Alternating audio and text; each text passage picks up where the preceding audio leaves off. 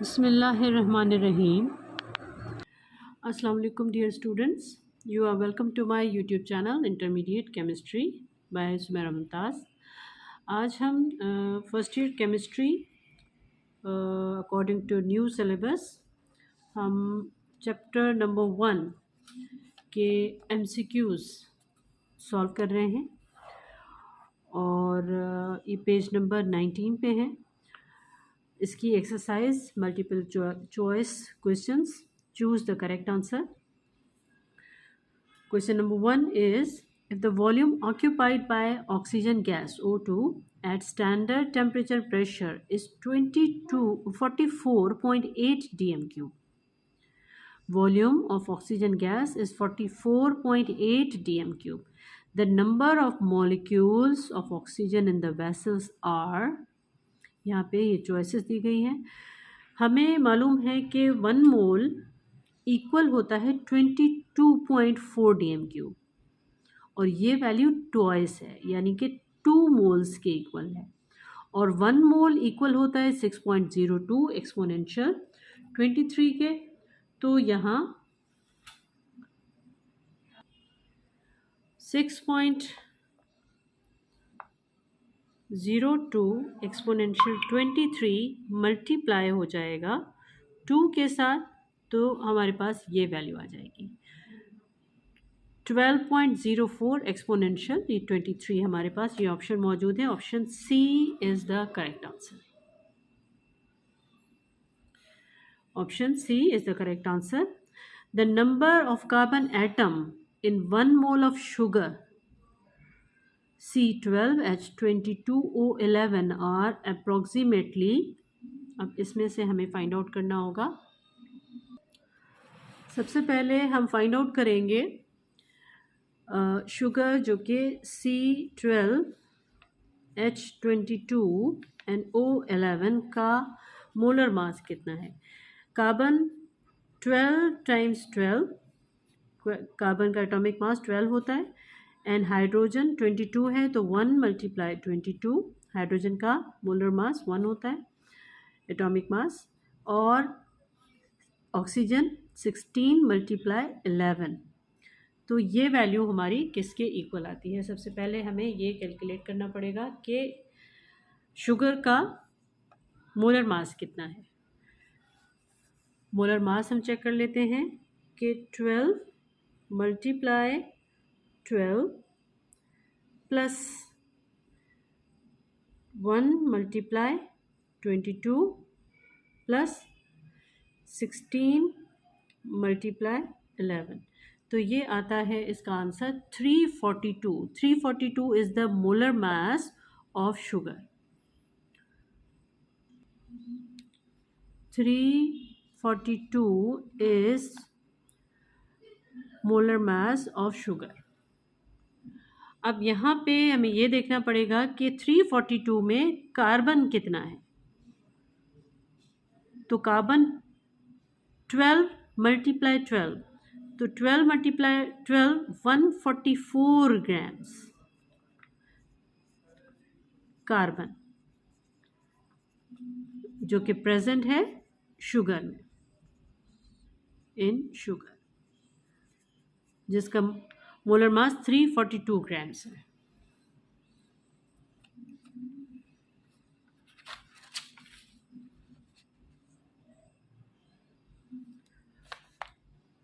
Twelve grams जो कि molar mass है कार्बन का, 12 grams carbon that is equal to 1 mole and it contain 6.02 exponential 23 atoms. 12 grams carbon contains 6.02 exponential 23 atoms. अब 144 grams में कितने होंगे. 144 grams carbon contain 144 multiply 6.02 exponential 23 divided by 12. ये 12 यहाँ पे आ जाएगा अकॉर्डिंग टू यूनिटरी मेथड. इसका आंसर हम देख लेते हैं. 1 44 मल्टीप्लाई 6.02 एक्सपोनेंशियल 23 और ये डिवाइड हो रहा है 12 से। तो ये हमारे पास कुछ आंसर इस तरह से आ जाएगा और ये ऑप्शन हम चेक करेंगे कि हमारे ऑप्शंस में मौजूद है या नहीं है। This one is present 72.24 exponential 23. So option D is the correct answer. Question number 3. In the reaction 2 sodium plus 2 water and it forms 2 sodium hydroxide, 2 moles of sodium hydroxide and 1 mole of hydrogen. If 23 grams of sodium react with excess of water, the volume of hydrogen gas liberated at standard temperature and pressure should be, in options में से कौन सा है। आइए इसको solve करते हैं। इस क्वेश्चन में 23 ग्राम सोडियम के गिवन है और हमें फाइंड आउट करना है वॉल्यूम हाइड्रोजन गैस का।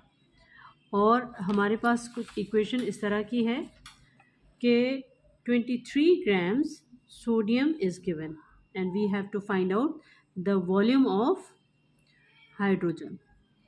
तो सबसे पहले हम इसके मोल्स निकाल लेते हैं। Moles of sodium, mass upon molar mass, molar mass. This is equal to mass, given mass is 23 and molar mass of जो एटॉमिक मास होगा सोडियम का that is also 23, that means 1 मोल। इसका मतलब है कि 1 मोल हमारे पास मौजूद है। अब 2 moles of sodium produces 1 mole of hydrogen. 2 moles of sodium produce 1 mole of hydrogen.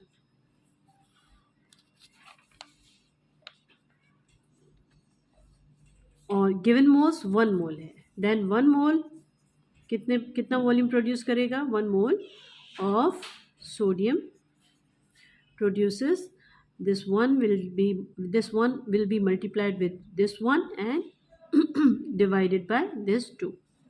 This will be equal to 1/2, equal to 0.5 moles.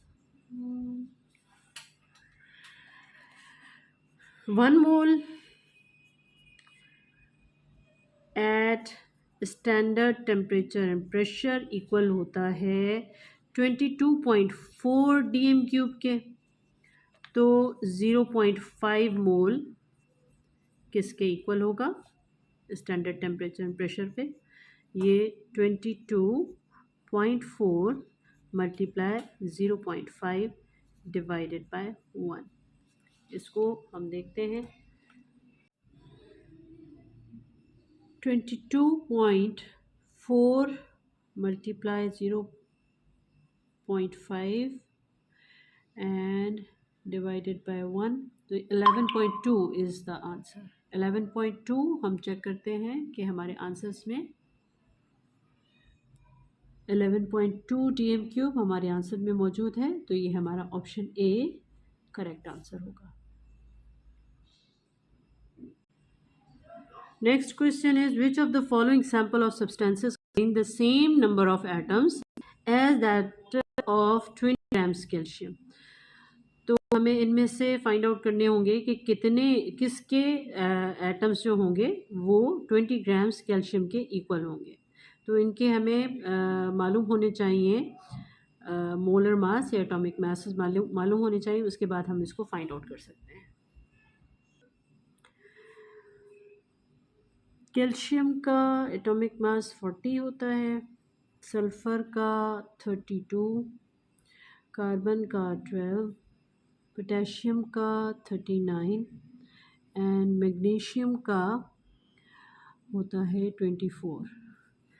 तो हम इसके मोल्स निकाल लेते हैं और जिसके मोल्स इक्वल होंगे 20 ग्राम्स कैल्शियम के उतना ही उसके नंबर ऑफ एटम्स होंगे।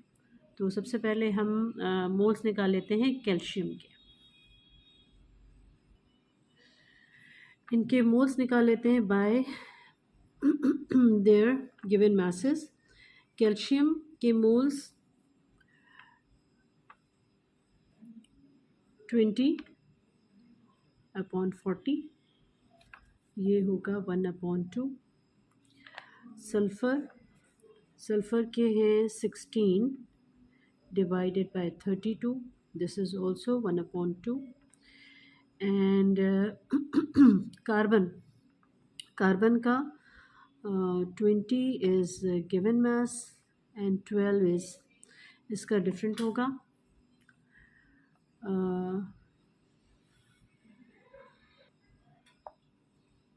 20 divided by 12, तो इसके मोल्स होंगे 1.66।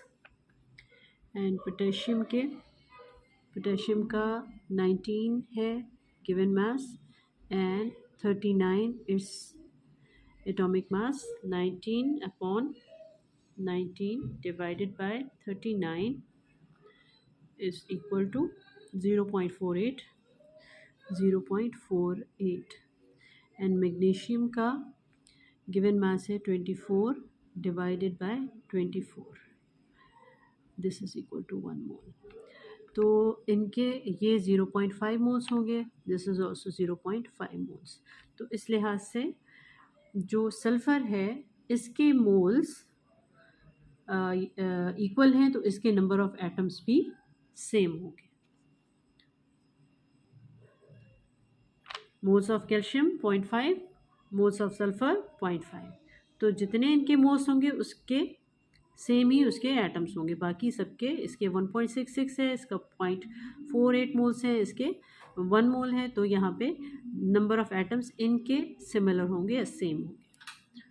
तो यहाँ पे हमारा जो सही ऑप्शन है that will be 16 grams sulfur।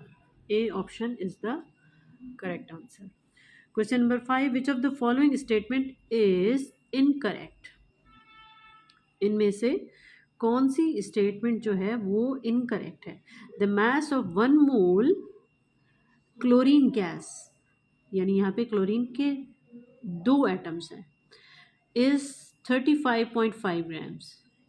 तो यहाँ पे ये स्टेटमेंट गलत है, क्योंकि क्लोरीन का जो एटॉमिक मास होता है दैट इज़ 35.5। तो अगर ये ट्वाइस है तो ये मल्टीप्लाई 2 हो जाएगा। तो यहाँ पे ये स्टेटमेंट जो है वो गलत है, इनकरेक्ट। ये इसको हम टिक कर देंगे। 1 mole of hydrogen gas contain 6.1 mole 6.02 exponential 23, ये करेक्ट है। Number of atoms in 23 gram sodium and 24 grams magnesium are equal. इसके ये इसका एटॉमिक मास है तो 1 मोल के इक्वल है, ये इसका एटॉमिक मास है 1 मोल के इक्वल है, तो इसमें नंबर ऑफ एटम्स भी इक्वल होंगे। तो ये स्टेटमेंट भी करेक्ट है। 1 mole of O2 at standard temperature and pressure occupy 22.4 dm³ volume, ये स्टेटमेंट भी करेक्ट है। तो ये स्टेटमेंट जो थी वो इनकरेक्ट थी, जिसमें हमने ऑलरेडी टिक कर दिया है। Next question is for Avogadro's number. This statement is incorrect. It is the number of particles in 1 mole of any substance। ये स्टेटमेंट हमें सही लग रही है कि 1 मोल किसी भी सब्सटेंस का 6.02 एक्सपोनेंशियल 23 पार्टिकल्स होता है, उसमें वो नंबर ऑफ पार्टिकल्स ही बताते हैं। It's numerical value is 6.02 exponential 23, ये भी ठीक है। It's value changes if temperature increases. Temperature अगर इंक्रीज कर दिया जाए तो इसकी वैल्यू चेंज हो जाएगी। ये स्टेटमेंट हमें गलत लग रही है, तो हम इसको टिक कर देंगे, क्योंकि हमसे इनकरेक्ट पूछा गया है, तो इनकरेक्ट यही है। इसको देख लेते हैं। Its value changes if number of mole increases. Moles increase हो जाएंगे तो नंबर ऑफ पार्टिकल्स भी इंक्रीज हो जाएंगे। ये स्टेटमेंट भी करेक्ट है। Next question is question number 7, the minimum number of moles are present in, इसमें सबसे कम मोल्स किस में होंगे? तो 1 dm³ of methane, 1 mole equal होता है 22.4 dm³। तो यहाँ पे नंबर ऑफ मोल्स इसमें कम होंगे। ये 5 dm³, इससे बड़ा है। ये 10 dm³ ऑफ हाइड्रोजन, ये उससे बड़ा है। 22.4 dm³, ये उससे बड़ा है। तो यहाँ पे दिस आंसर इज करेक्ट, क्योंकि the minimum number of moles, minimum number of moles तो मिनिमम वॉल्यूम भी होगा। तो ये इसका करेक्ट आंसर है। Question number 8, number of atoms in 60 grams carbon are, इसको हमें कैलकुलेट करना पड़ेगा कि 60 ग्राम्स कार्बन में कितने एटम्स पाए जाते हैं, कितने पार्टिकल्स पाए जाते हैं। इसमें हम यूनिटरी मेथड अप्लाई करेंगे कि 12 grams carbon contain 6.02 exponential 23 atoms. ये हमें पता है क्योंकि इसका ये मोलर मास है और मोलर मास 1 मोल के इक्वल होता है। 12 grams carbon contain 6.02 exponential 23 atoms. यहाँ पे इन्होंने पूछा है 60 ग्राम्स कार्बन गिवन जो मास है कार्बन का दैट इज 60 ग्राम्स। तो यहाँ पे यूनिटरी मेथड हम यूज़ करेंगे, यानी 60 मल्टीप्लाई हो जाएगा 6.02 एक्सपोनेंशियल 23 से, और ये डिवाइड हो जाएगा इस नंबर से 12 से। अब ये देख लेते हैं कि हमारे कैलकुलेट करके कि हमारे आंसर्स में ये मौजूद है या नहीं है। पहले इसको कैलकुलेट कर लेते हैं। 60 multiply 6.02 exponential 23 and this value is divided by 12। तो ये हमारे पास कुछ इस तरह से वैल्यू आ गई है। ये हम चेक कर लेते हैं कि इसकी हमारे पास ऑप्शन मौजूद है या नहीं है। ये ऑप्शन हमारे पास, इसको काउंट करना पड़ेगा। 1 इसका डेसिमल अगर हम शिफ्ट करें 1 2 3 4 5 6 7 8 9 10 11 12 13 14 15 16 17 18 19 20 21 22 23 24। ये 24 पे हमारी वैल्यू शिफ्ट हुई है, हमारा डेसिमल शिफ्ट हुआ है। तो इसका मतलब है कि B option is the correct answer. Decimal को हमने लेफ्ट साइड पे शिफ्ट किया तो पॉजिटिव आता है। इस रूल को हमने अप्लाई किया तो यहाँ पे 3.01 exponential 24 is the correct answer. Next question is maximum number of molecules present in the following sample of gas,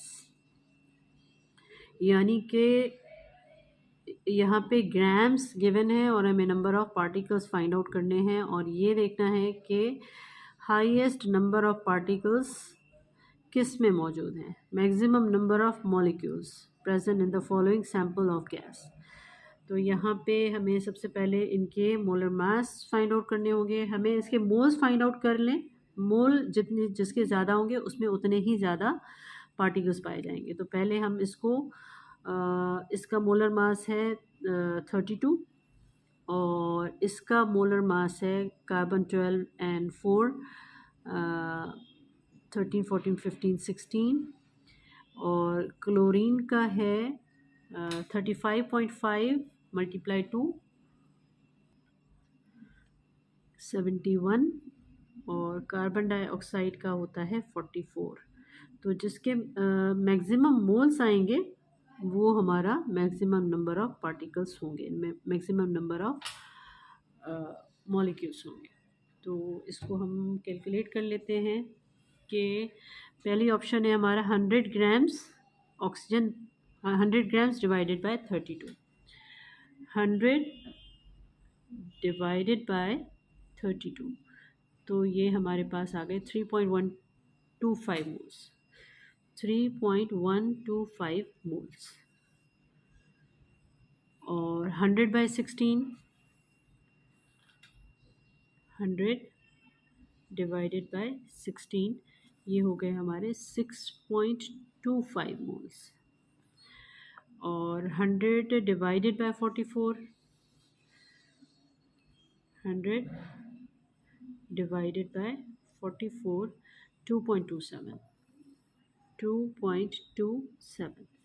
और यहाँ पे 100/71, दिस इज 100 डिवाइडेड बाय 71, तो यहाँ पे आ गया 1.408 मोल्स। ये तमाम जो है ये मोल्स हैं, और जिसके मोल्स ज़्यादा होंगे उसके पार्टिकल्स ज़्यादा होंगे। तो यहाँ पे हमें चेक करना पड़ेगा, ये 3.125 है, ये 6.25 है, यहाँ पे 2.27 मोल्स हैं, यहाँ पे 1.408 मोल्स हैं। तो ये मोल्स सबसे ज़्यादा हैं, तो इसके मॉलिक्यूल्स सबसे ज़्यादा होंगे। Number of molecules, B option is the correct one.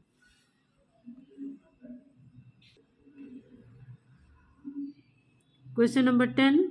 Generally, actual yield is greater than theoretical yield, less than theoretical yield, equal to the theoretical yield, sometimes greater and sometimes less than theoretical yield.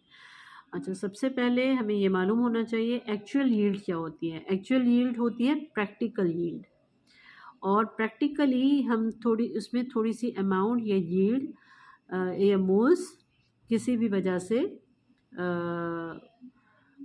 Calculate नहीं हो सकते, या amount कुछ loss हो जाती है या miss handling होती है, तो इसमें क्या होता है कि प्रैक्टिकल यील्ड लेस होती है थ्योरेटिकल यील्ड से। तो यहाँ पे less than theoretical yield, B option is the correct answer. B option इसका करेक्ट आंसर है। इस तरह से हमने ये तमाम MCQs सॉल्व कर लिए।